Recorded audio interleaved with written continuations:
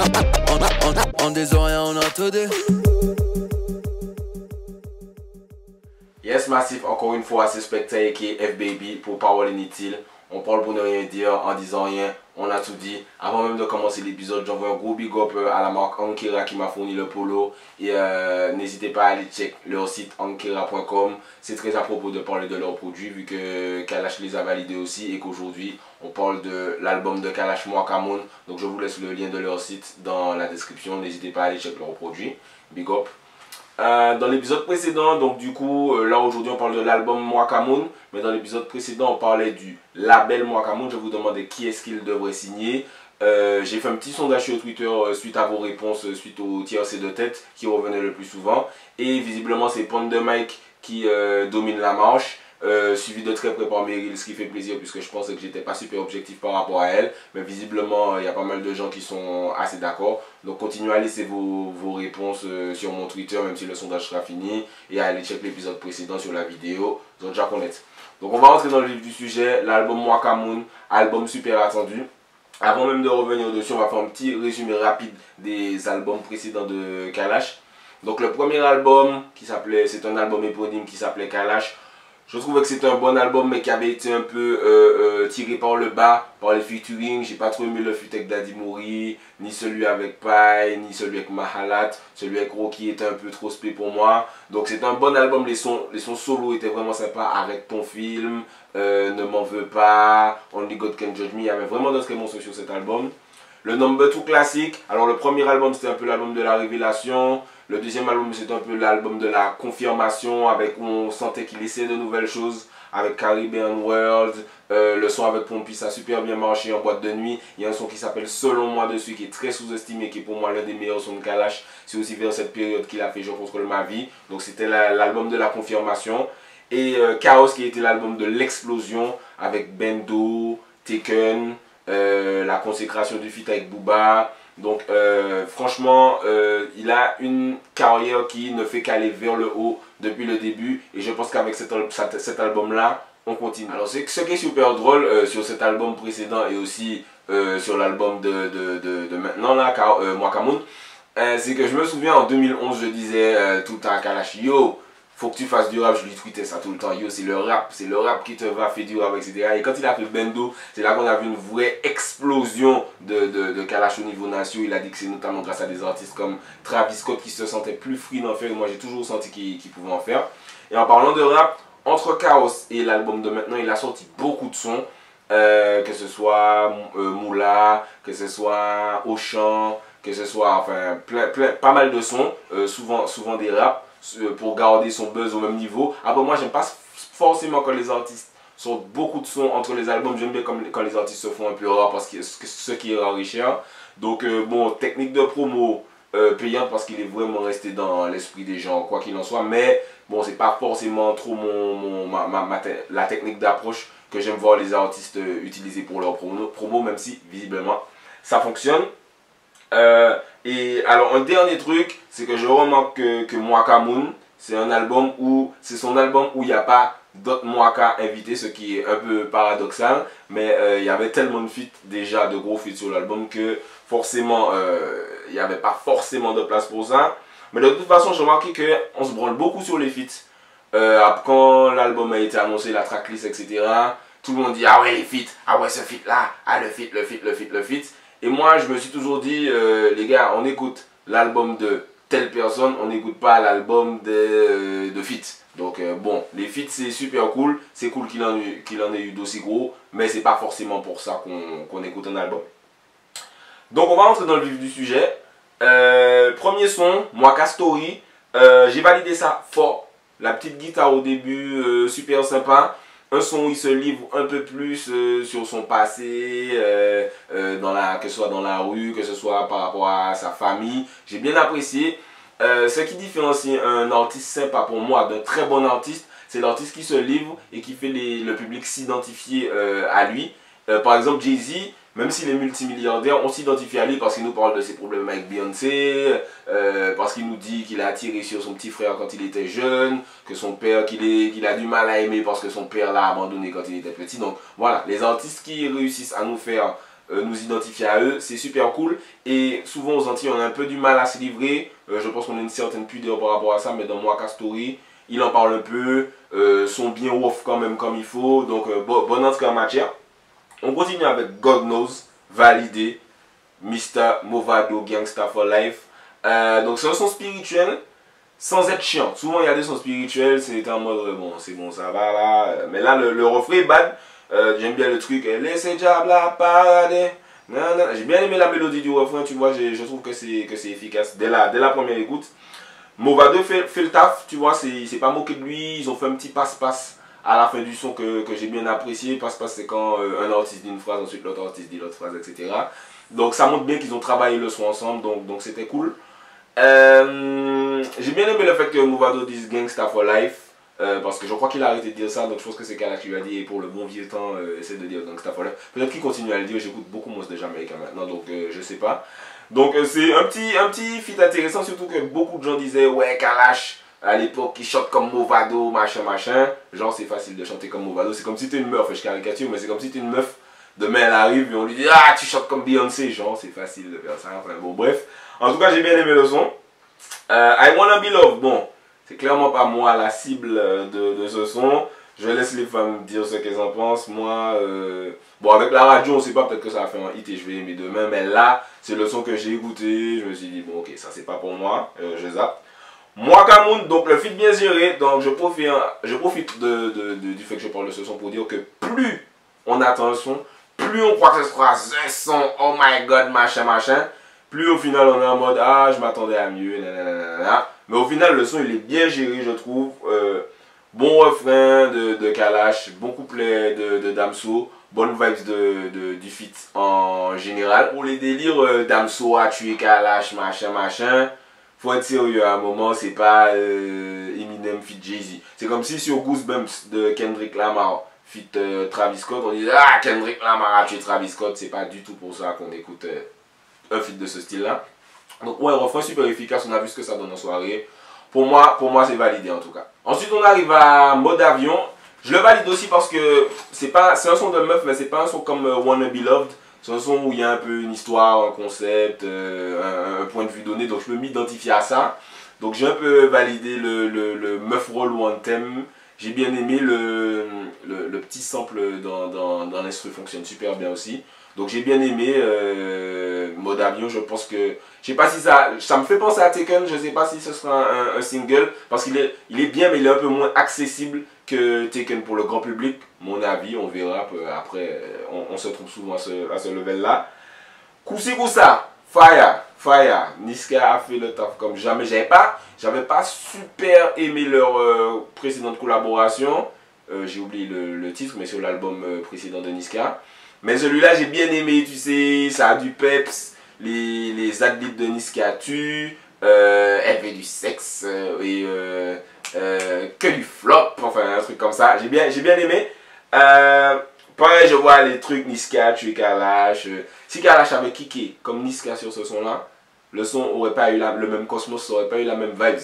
Tu vois, Kalash, c'est l'artiste qui amène la vibes, et ensuite le rappeur, il arrive, il kick. C'est comme quand Jay-Z fait un feat avec Future sur I Got The Keys. Ça ne veut pas dire que Jay-Z a tué Future.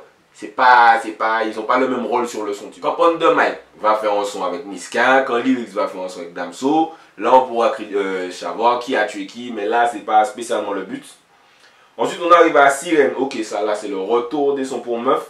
J'aime bien la petite voix au début, je ne sais pas si c'est lui ou si c'est une meuf ou si c'est les deux, mais j'aime bien la petite voix au début. Je peux éventuellement écouter celui-là.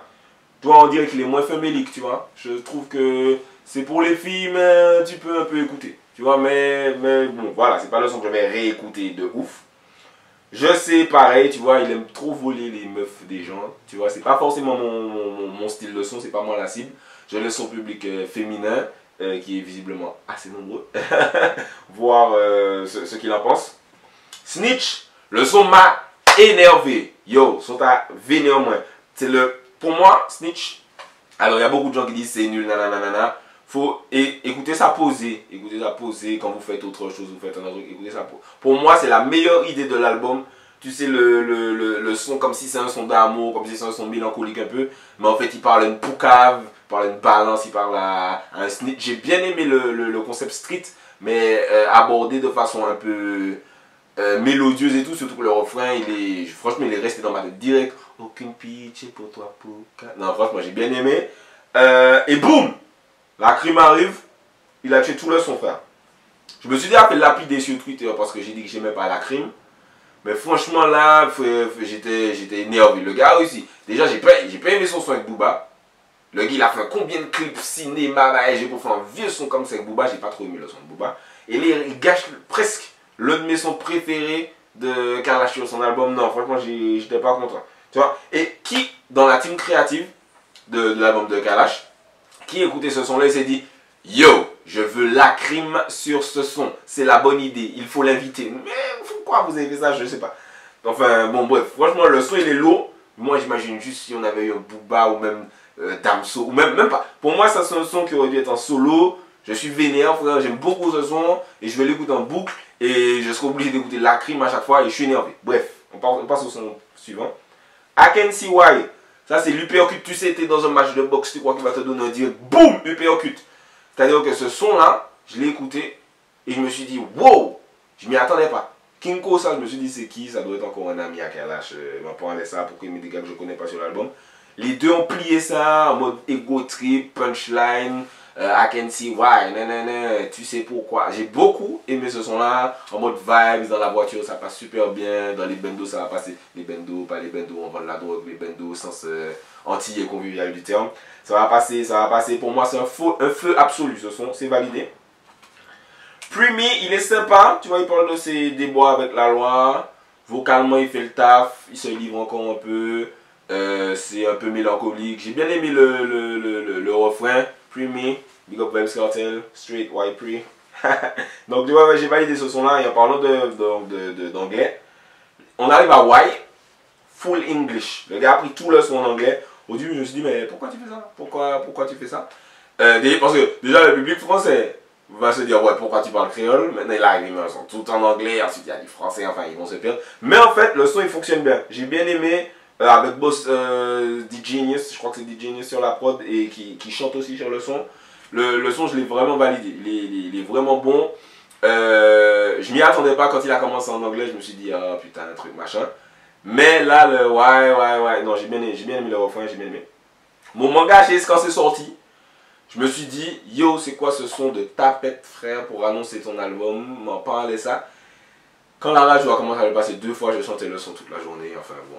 Il nous a super bien piégé sur, excusez-moi, sur celui-là. Franchement, moment engagé, jusqu'à maintenant, je le chante. Enfin, non. Bon son, la Satori, la petite voix de Satori, la mélodie du refrain. Non, franchement, validé. Système, j'ai envie de dire que c'est mon son préféré de l'album. Franchement, le reggae, là, à une période où le reggae se fait super rare, ça fait du bien, frère. One me smoke my marijuana. Non, franchement, j'ai big up le son, les lyrics. Ce système n'a que faire de nos voix. Bombo clap. Tu sais, moi j'ai un rapport particulier avec le vote. Et entendre ça, tu vois, dans un son d'un artiste entre guillemets commercial, ça fait du bien. Vocalement, il a complètement plié ça. Il passe d'aigu à grave, à frère, toasté, à chant. Je sais qu'il est big, on peut pas dire qu'il est sous-côté, mais je pense que quand on parle de Kalash, il faut vraiment penser à ses performances vocales. Parce que ce qu'il fait, c'est pas super facile à faire. Il y a très peu d'artistes qui le font en Martinique. J'arrive pas à en citer énormément. Donc, respect. Ce son-là, ouais, c'est mon son préféré de l'album. C'est validé. J'espère qu'il va le clipper. J'espère que les radios vont passer ça pour montrer que le reggae n'est pas mort. Will big up. J'aime bien le lyrics. Même si on me dit, on ira quand même faire crédit. Les lyrics là, super important. Tu sais, les chansons super warrior. Anti-système, il parle de profitation, mais ensuite il retourne aux mêmes endroits où il parle de profitation pour consommer. Donc il y a des links super importants, prenez le temps de bien écouter celui-là.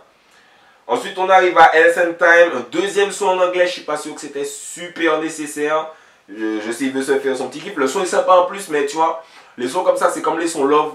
Je me dis, ouais j'aime bien, mais ça me prive d'un autre son, ça me prive de Snitch, ça me prive de I Can See Why, ça me prive de notre son, de moi Castori, ça me prive d'un son qui aurait pu être plus efficace, plus puissant, mais bon, les fans de Jamad vont être super contents. Empire, j'aime bien le son, j'aime bien la vibe, le flow, un petit enculé de flic, je suis Kalash, je suis Théo. J'aime bien le fait qu'il parle un peu des injustices policières dans cet album, tout au long de cet album. Il clash Meek Mill, je crois, il dit je suis pas Meek Mill. Quand Meek Mill va te répondre, il faudrait être debout derrière sa Kalash. Non, blague moi qu'il a. Mais après Booba, ça montre un peu l'image que Meek Mill a de l'autre côté de l'océan. Parce que pourquoi on se permet de parler de Meek Mill comme si c'était une punchline drôle, c'est assez chaud. Mais sinon, ouais, ils sont sympas. No Roof, Slackness Time comme jamais, Adi Teacher, Yena. Donc là, je pense que les gens s'attendaient à un gros tube indéniable, etc. C'est pas exactement ça. Là, c'est un son efficace en mode slackness, me love the pom pom, hey, Kartel a dit the pom pom à ses good afternoon. Franchement, ça c'est. Frère, c'est l'un des lyrics les plus.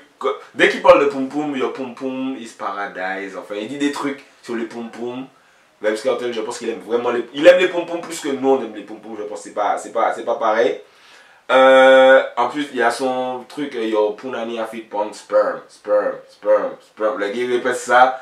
C'est le moment le plus cochon de l'histoire du moment cochon, frère. Enfin.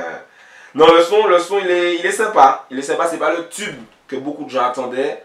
Mais c'est un son efficace. Je trouve que leur voix se marie bien sur le son. Après, il parlait de Kalash. Alors, Kartel. Moi, je pensais que Kartel, on prenait ses anciens sons, des sons qu'il avait posés mais qu'il n'avait pas sortis, et qu'on les vendait aux artistes, mais visiblement il l'enregistre par téléphone selon ce que Kalash a dit dans l'interview La Sauce.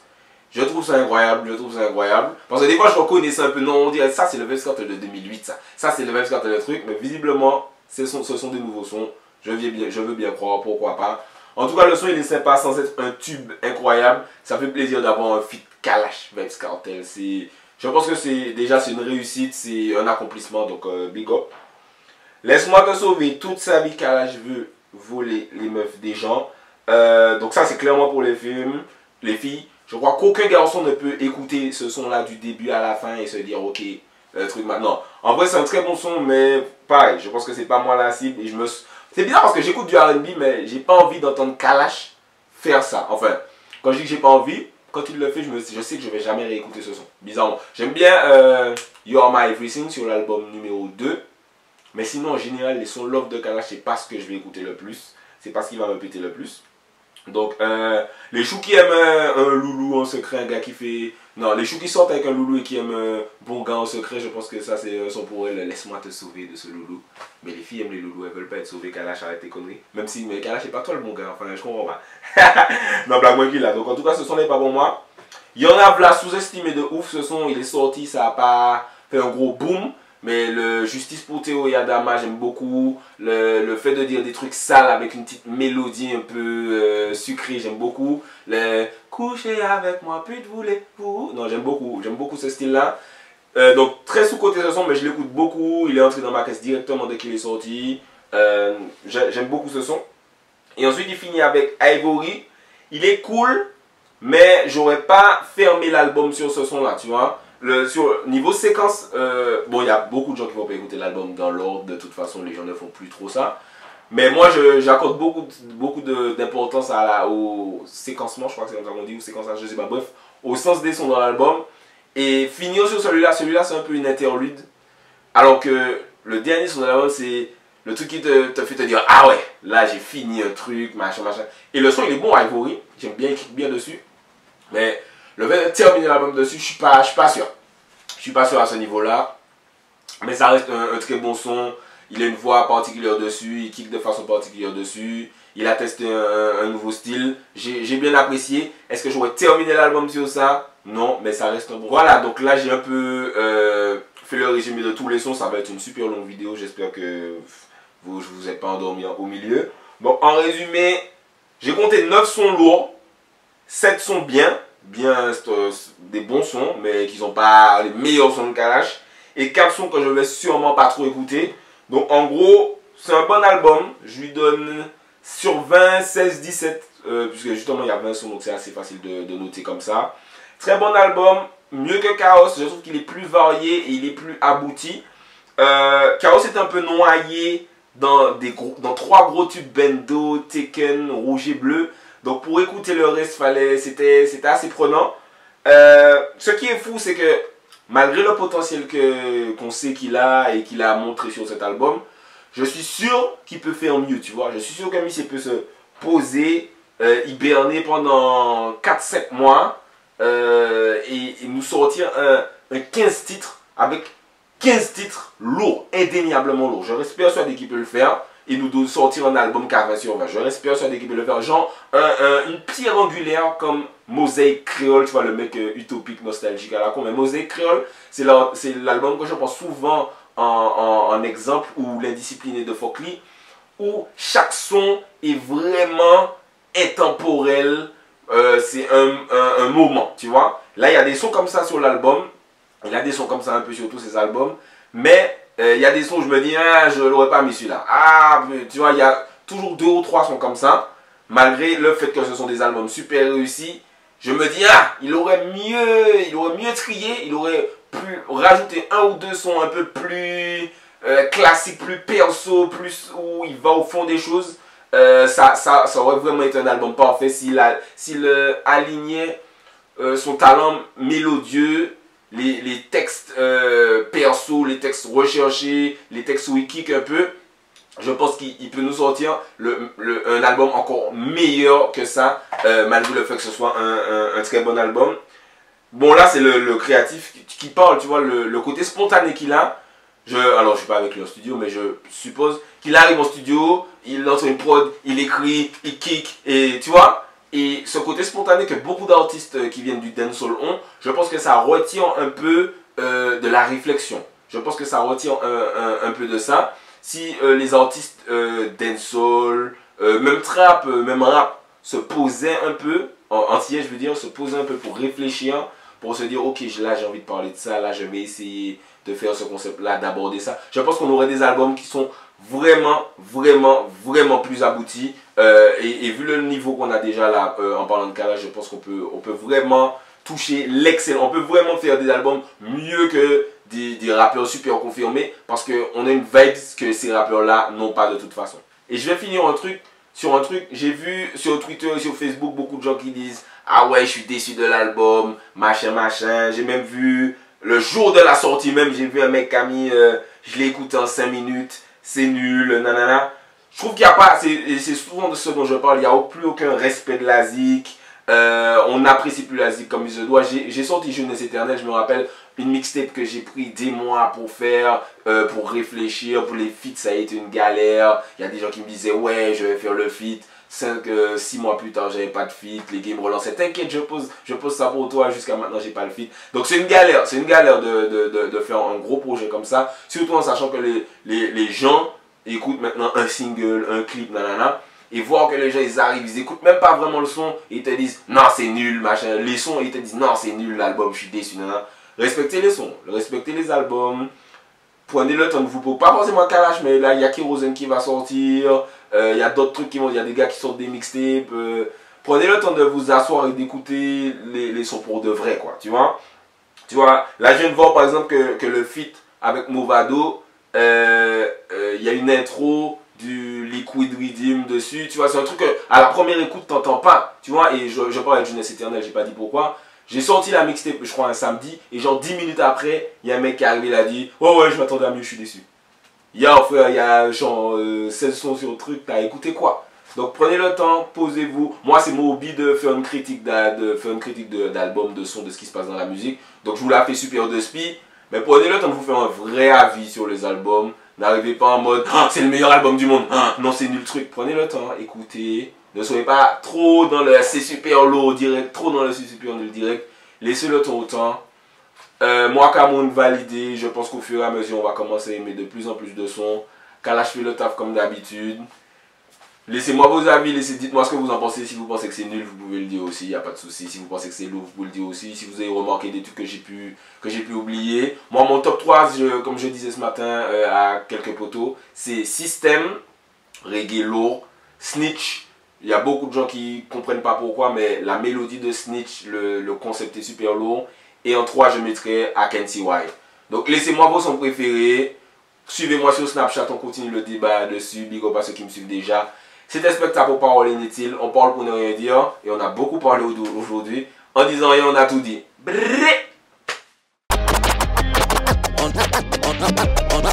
En désordre, on a tout dit.